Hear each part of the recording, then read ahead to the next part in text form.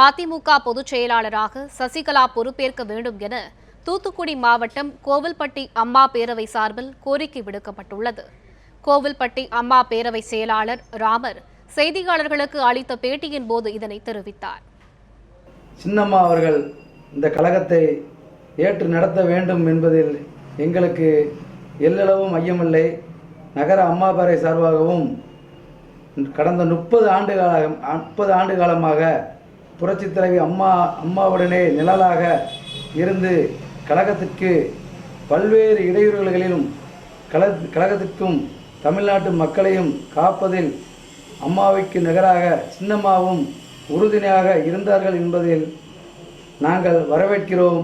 கழக பொதுச்செயலாளராக சின்னம்மா அவர்களே வர வேண்டும் என்று கேட்டுக்கொள்கிறோம்.